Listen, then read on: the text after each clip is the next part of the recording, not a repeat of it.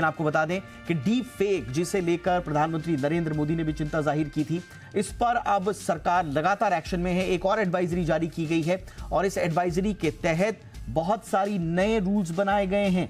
अब कस्टमर को डिस्क्लेमर देना होगा पहले और बाद में, दोनों में। इसके अलावा ये पहले से ही साफ है कि डीप फेक को लेकर झूठी और गलत जानकारी को स्पष्ट तौर पर रोकथाम के लिए जरूरी इंफ्रास्ट्रक्चर भी डेवलप करना पड़ेगा कंपनीज को।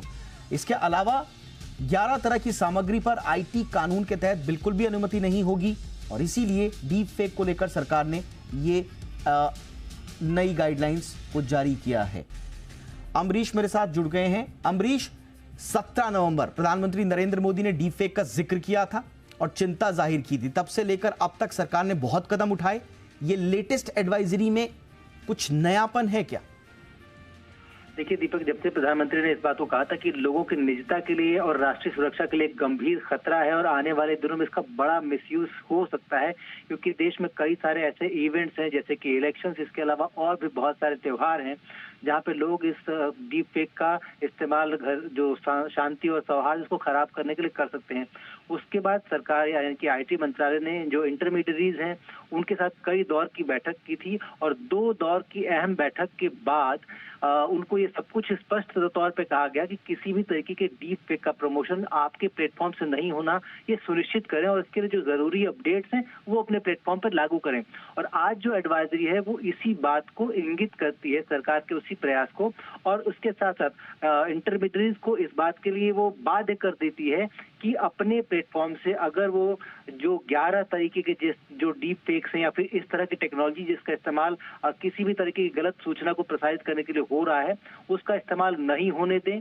इसके साथ साथ उपभोक्ता जब भी आता है उसके पूरे सेशन के दौरान, यानी कि पहले और एंट्री के समय और एग्जिट के समय, उसको ये डिस्क्लेमर दें कि आप जो कर रहे हैं ये आईटी एक्ट के तहत गलत कार्रवाई है और इसको नहीं किया जाना चाहिए। इसके अलावा अगर वो ऐसा करता है तो उसको रोकने के लिए जितने भी प्रबंध हैं, आर्टिफिशियल इंटेलिजेंस समेत जितनी भी टेक्नोलॉजी आप लगा सकते हैं अपने प्लेटफॉर्म पे, वो लगाइए।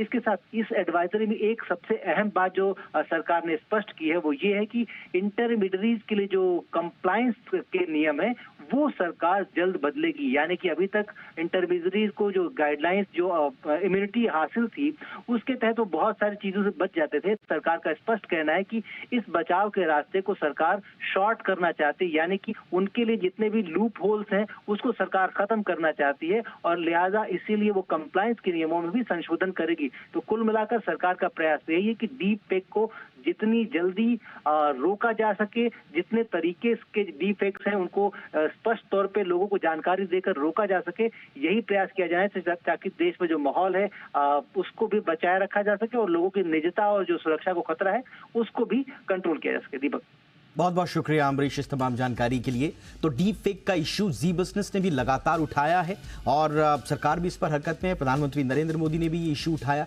इनफैक्ट हम लोग लीड लेने की कोशिश कर रहे हैं कि इस पर रेगुलेशन आए। अब देखते हैं ये एडवाइजरीज जारी जो हुई हैं इनका कितना अनुपालन होता है। और बार बार हम कहते हैं कि सिर्फ एडवाइजरी ही नहीं, इस पर एक ठोस कानून भी आना चाहिए। हालांकि सरकार कहती है कि ऑलरेडी हैं प्रावधान, लेकिन एक वृहद और एक स्पेशलाइज्ड कानून की आवश्यकता हमारे शोज पर एक्सपर्ट्स जता चुके